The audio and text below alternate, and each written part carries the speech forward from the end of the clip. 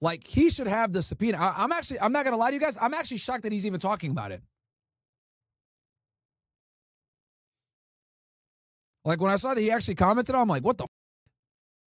But he didn't even get the subpoena yet. Nothing has happened to me. It's just Fox News is saying things are happening to me. So, and it's not like there's anything that I've done. The liberals at the politics sub are defending you. r/politics defending me is crazy. So let's get started. So I'm hit in the face with this text message, or this voicemail rather, from Fox News producer, and it's a little bit alarming. It's a little bit shocking. I'm like, what's going on? Like, what do you?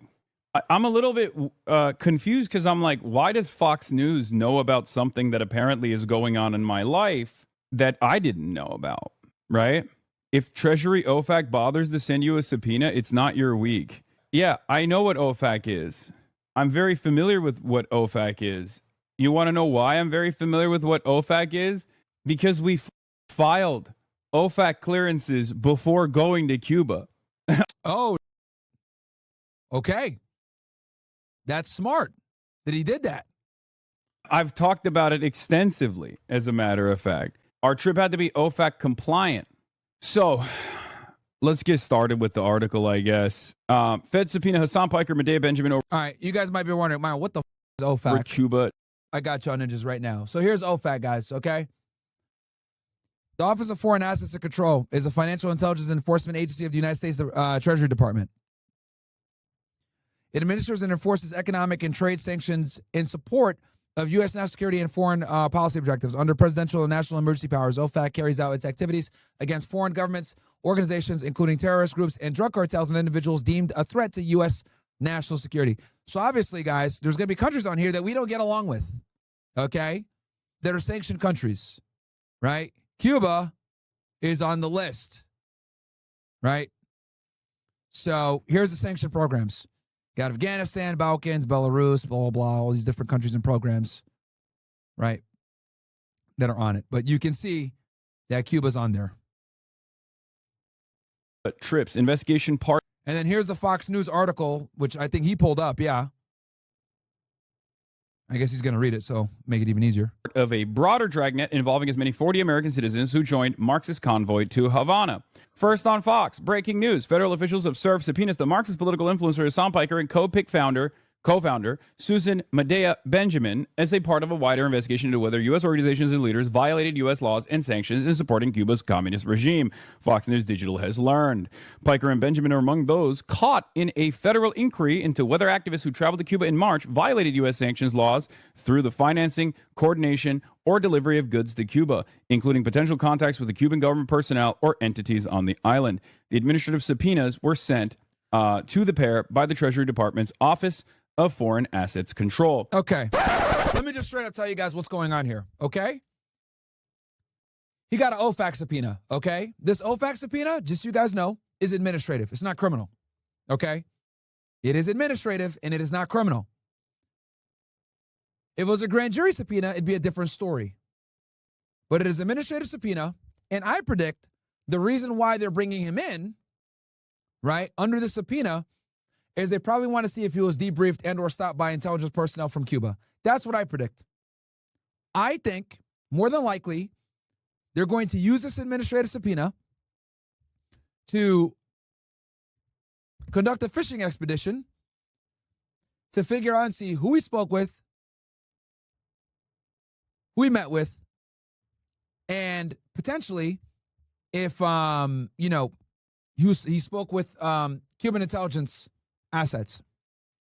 Because a lot of you may or may not know this, but Cuba is one of the most proficient and best counterintelligence threats that the United States has. A lot of people don't know that. Cuba, guys, one of the reasons why they're such a dangerous adversary for us is because one of the things that they specialize in is stealing American intelligence, okay, and selling it to our adversaries. Okay, there was a very famous case, and I actually broke it down here on Fed Reacts if you guys want to watch it, on a woman named Ana Montes, okay? She worked for the DIA, She's out now, actually. They let her out of prison. She's an American former senior analyst at the United States DIA, Defense Intelligence Agency, okay, who spied on behalf of the Cuban government for 17 years. Go ahead and search Ana Montes, Fed Reacts, and I should have it here somewhere.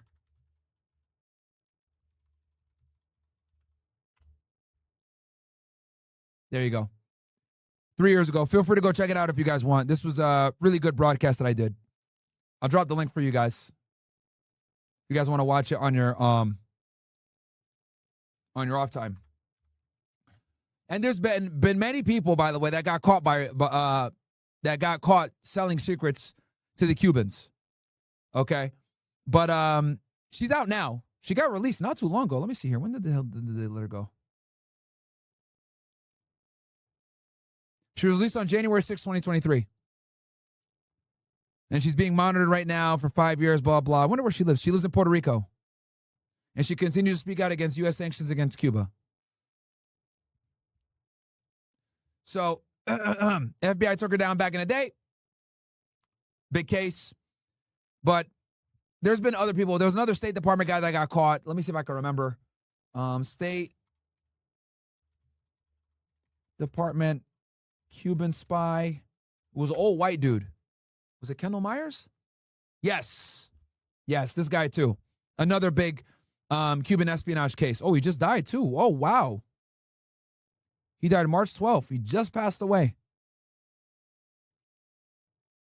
Conspiracy, wire fraud. He got life imprisonment. I think I did him too. I think I did his case as well. Let me see here.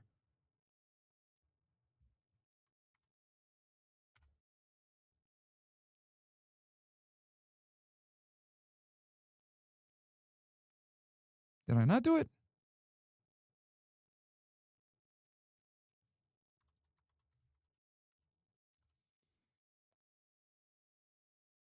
All right, maybe not. Okay.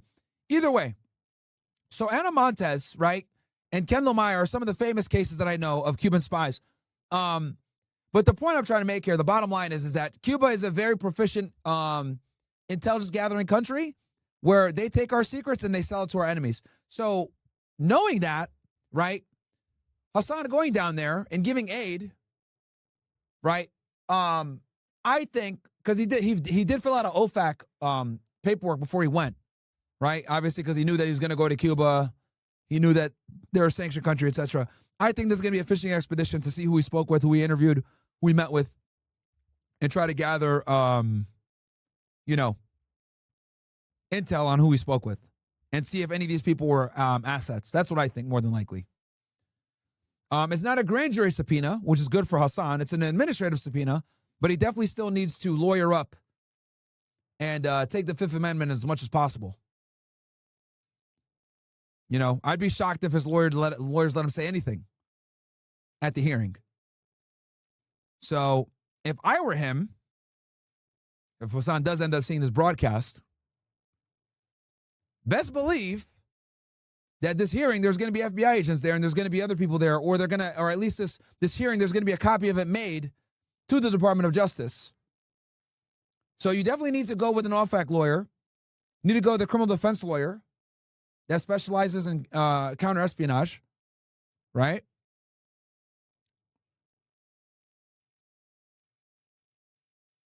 Cuban counter-espionage, if you can. You got the money to do it. So hire an OFAC lawyer, hire a lawyer that specializes in espionage, preferably Cuban espionage if possible, because Cuban espionage is not the same as like Russian or Chinese. All these different intelligence services have different modes and modalities and how they operate. And obviously be prepared to take the fifth for a bunch of it. Be prepared to take the fifth for a lot of it. But right now, from what I understand, it's an administrative OFAC subpoena. But I absolutely think that if they gather more information, it can easily escalate to a criminal case. So he's got to be careful. He's got to be careful. From his perspective, he looks at it like, hey, I went there to go do humanitarian work. From the government's perspective, they're looking at it like, well, this guy's highly influential. This guy has a big audience. This guy said things about other groups that we don't like. He's made comments, obviously, about Hezbollah and Houthis and Hamas and all this other, right? He's a Marxist socialist. These are all red flags for the U.S. government, right? So they're absolutely going to want to know who he met with, who he spoke with, were his phones potentially, or were his devices tapped, right? Who knows? So that's what I predict the U.S. government's interest is going to be. Whether or not he went there just to be a humanitarian, I think that's what the U.S. government's interest is going to be, is more on the intel side, counterintelligence, and kind of go on a fishing expedition to see who he met with, who he spoke with, where his devices potentially infiltrated, right? Did he have full access? Did he have access to his phone the whole time? Did he download any weird apps? Did he do anything like that? So, yeah. If I were Hasan, I would hire, obviously, an OFAC lawyer for sure, 100%. He's right on that one. And then I would also hire an attorney that specializes in counterintelligence, preferably Cuban, which you could probably find one in Miami somewhere. And then hire them, bring them with you to the hearing, and then be prepared to take the fifth a bunch of times. For those of you guys that don't know, the Fifth Amendment is the right to remain silent. Because they will absolutely use that hearing to potentially build a criminal case against him. So not only were we OFAC compliant, but I'm also doubly protected because I didn't just go to Cuba on a humanitarian aid trip. I went to Cuba with a journalism visa. So I actually got a press visa from the Cuban government as well. I was there to interview people. I interviewed regular Cubans and ordinary Cubans in Cuban society. I interviewed doctors, and I also interviewed government officials. And that's what they're going to be concerned with. That's why they're bringing your ass, bro. The government officials, that's why. That's why they're bringing you in, bro. That's why they're bringing you in. But it's also out there, you know? It's not a secret. If you go to my YouTube page right now, you can see it. It's actually right here. I went to Cuba. This is what I saw. Mini doc. I pretty much filmed everything that I did there. And I put it into this mini doc. Here I am interviewing the Fair. foreign minister. Fair. But like I told you guys before, this is going to be a fishing expedition for them to find out what they can. So, kind of strange. This is Jody Evans, who I took a photo with. They love this photo for some reason. I don't know why. She's one of the co-founders of Code Pink. She's wonderful. Like all of this investigation, at least Eddie, shout out to you. the high notes make it seem like they just saw stuff on like New York Post and on Twitter and were like, oh, this must be valid. In mid-March. No, bro. It's because here's the thing. Like, Hasan, I got to keep it real with you, bro. It's because you're an influential figure, and in their eyes, you have like anti-American sentiment. Okay, that's what it is. Ta-da!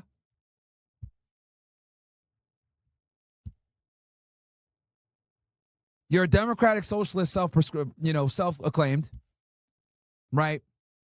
Which to them means communist, which means anti-American. You're critical of Israel. You said positive things about Hezbollah. You went to Cuba. In their eyes, they're like, what the f-? It's a lot of red flags for them. That's why they're bringing you in, to ask these questions.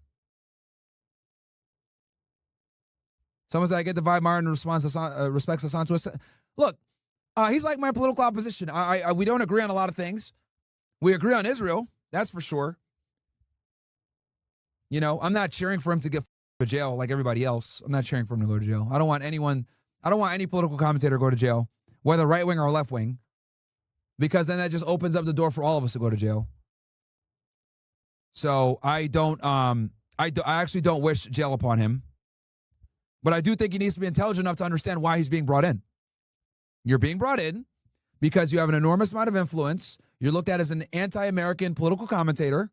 Whether you are or not, it comes off that way because of your Marxist, Leninist, socialist/communist belief system, right? Because let me just be honest with you. You tell a capitalist that I'm a socialist, they're going to just say you're a communist. They're going to say, shut the f***, you're a communist. Okay? I know the difference between a socialist and a communist, but most people don't. Okay?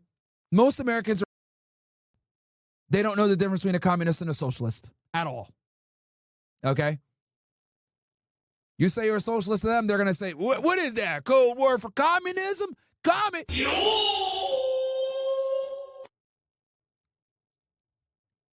So that's why they're bringing him in.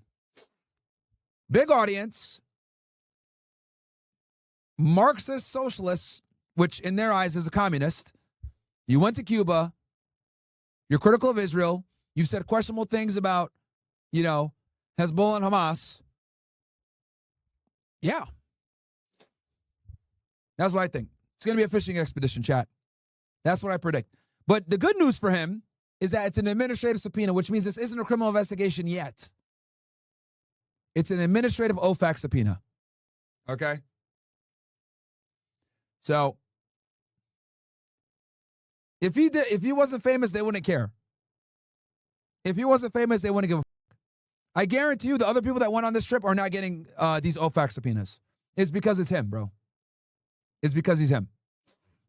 So, get a good OFAC lawyer, get a good counter intel lawyer. Be prepared to take the fifth. Listen to what your lawyers say. And hopefully this thing doesn't rise up to a criminal investigation on his behalf. March, organizations in the Singham Network from the Venceremos Brigade to People's Forum, a hub. But that's my take right now, based off the limited information we have. I mean, he doesn't even have the subpoena yet.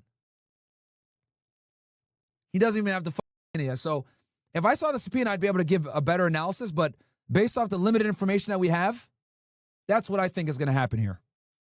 Feel free, guys, to comment in the chat what you guys think is going on. But it's not criminal and it's not a grand jury subpoena. It's an administrative OFAC subpoena, which is a big difference. For communist cause in New York City were leaders of the Nuestra American Convoy, which included an estimated 650 delegates from 33 countries and 120 organizations. The organizations included Democratic Socialists of America. But to his benefit, he did fill out the paperwork, and he did go there on a journalism visa, but that doesn't matter because people use the guise of journalism all the time to do counter intel. So that's not, I mean, yeah, it's gonna show intent or whatever. But getting a journalism visa and filing with OFAC isn't going to 100% protect you, but it is going to show good faith on his end. A U.S. nonprofit that promotes Piker as a headline member. But again, it's not criminal. It's admin. Which, again, leads me to believe it's going to be a fishing expedition. They're going to ask him deeper questions on the politicians he met with. Because obviously not everything is going to be on camera. Even though he says that, not everything is going to be on camera. They're going to ask him probably a lot of questions about the politicians he met with. Who he met at the airport, who picked him up, what questions were asked. If you guys remember, when Nick Shirley went to Cuba, remember when Nick Shirley went to Cuba? He was getting harassed like crazy. I think that also played a role in it. That HASAN kind of got the red carpet pulled out for him when he went to Cuba. Versus when Nick Shirley went, he got harassed like crazy. Hell, I wouldn't be surprised, now that I think about it out loud, right? Yapping with y'all. I wouldn't be surprised if Nick Shirley's visit to Cuba and like the disparity in how he was treated didn't prompt this potential subpoena, now that I think about it. Because Nick Shirley was treated way different when he went to Cuba. I don't think they subpoenaed Shirley, chat. I don't think they subpoenaed Shirley. Which is why I think they're subpoenaing HASAN. Because Nick Shirley, it was night and day how they treated him in Cuba. Let me show y'all. They rolled out the red carpet for HASAN, but Nick Shirley got harassed. Let me look at let me show y'all ninjas. That might have been another reason that prompted them to bring HASAN in. Now that I think about it. What percentage of people do you think are suffering here in Cuba? La mayoría. La mayoría. What percentage of people do you think are suffering here in Cuba? La mayoría. La mayoría. What's your thoughts on communism? ¿Qué piensa de comunismo? De lo más malo que ha existido en la vida ha sido el comunismo. Porque realmente ninguno es comunista. None of the gas stations are even in operation right now because there's quite literally no gas. And we stand out like sore thumbs here, so they're wondering why we're here with cameras, interviewing people. They want to know what's happening and what people are saying. That's why people are not talking to us much. They're asking why are we trying to leave the hotel early. They want to talk to us. Cuba right now. So he was stopped, apparently, at least this is what people were saying. Nick Shirley was stopped and questioned by intelligence multiple times, or at least Cuban law enforcement, which we all know, would run back to intelligence. So, his visit to Cuba was different than HASAN's, right? So I think that might have also prompted this inquiry. As you guys know, Nick Shirley is connected with the White House. I mean, they visited, he went to the White House right after the Somalian exposure of Minneapolis. So that might have also played a role, chat. Now is facing one of the largest humanitarian crises in the world. Cuba's government is a one-party communist-ruled country, and they are facing massive food shortages, daily blackouts, and a lack of Yeah, something like 22 hours of no power, chat, in Cuba right now. 22 hours, bruh. medicine, and right now a U.S. blockade is So they only get 2 hours of light. restricting oil and gas from coming inside of the country. With communism and socialism on the rise in the West, I wanted to see what life in communism is really like firsthand, as Cuba has been living underneath communism for over 60 years. Upon arrival, I completed all required documents and had received a visa for Okay, so we got the same visa, journalistic activity. journalistic activity. However, once I landed, all my camera I wonder if he did the OFAC paperwork too. gear was seized, and Probably did, I assume. within 24 hours, I was planning my escape out of Cuba. They took all this. Camera gear was received a visa for journalistic activity. However, once I landed, all my camera gear was seized, and within 24 hours, I was planning my escape out of Cuba. You know why? They probably took all this because he's like, bro, this guy, we saw him at the White House. This guy's like a Trump, like, he's in with the Trump administration. I'm surprised they even got the visa. After their intelligence followed me all day, and a 2-star general came searching for me Bruh. at the hotel. Not surprised. Not surprised. See, he got treated a lot differently than HASAN did. You know what, chat? This might have been a reason why they brought HASAN in, bro. Because HASAN didn't get treated like this when he went to Cuba. Hey, that's so funny. The DSA does not promote me as a headline member, but, you know, we ball. According to public statements, it's believed that delegation members stayed at a hotel the U.S. State Department has put on a Cuba restricted list. Oh, this is what's really funny. This is not a part of the subpoena, I don't think. This journalist is just adding this on. I haven't received the subpoena yet, so I have no idea. But let me tell you why. We didn't actually stay at the wrong hotel. That was just something that people made up on Twitter. It wasn't me, though. It was Nick Shirley. We obviously didn't stay at a hotel that the American government has made illegal to stay in.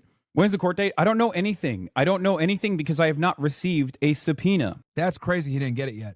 And Fox News knew it first. Okay? I need you to understand something. I have not received a subpoena.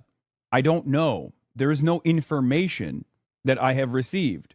Wasn't most. And basically what the subpoena is probably going to do, guys, is going to tell him a time and a day that he's got to show up to go testify. Right? Or he's going to be put under oath. And they're going to ask him questions. And in that time span, he needs to secure a lawyer, a couple lawyers. Most of what you did? Yes, everything we did in Cuba was cleared with the State Department. Or not the State Department, the Treasury. Did they try to sneak? Did they sneak taking these photos of you? Yes. I talked to some people, and I suspect that they got shots of me in the morning as Kaya was peeing before I go to the gym. And then they also got they got shots of you know, someone who works with me as well. which was really annoying. That means that they just parked outside my house all the way back in January, like months ago, and have just been taking photos of me, which is definitely weird. It's a violation of my privacy, but you know, it is what it is. Not really, bro. If you're in public, they can take pictures of you, bro. Like what? Piker, one of the most influential political streamers on Twitch, has built a massive online following with a mix of Marxist And that's why they're bringing his ass. politics and That's why. anti-American commentary and inflammatory statements that have repeatedly drawn public backlash. On March 10th, Is he done for talking about it? Yeah. I ain't gonna lie. Yeah. I wouldn't even talk about it. I would have just came on and said, all right, guys, I don't know what the hell's going on here. I can't talk about it though for obvious reasons. And anyway, let's continue on with the broadcast. Kenny Swift, the Fox article said he was served and still hasn't. No, because if it's true, it's true. Just because he hasn't gotten it yet doesn't mean that he didn't get served. They might have given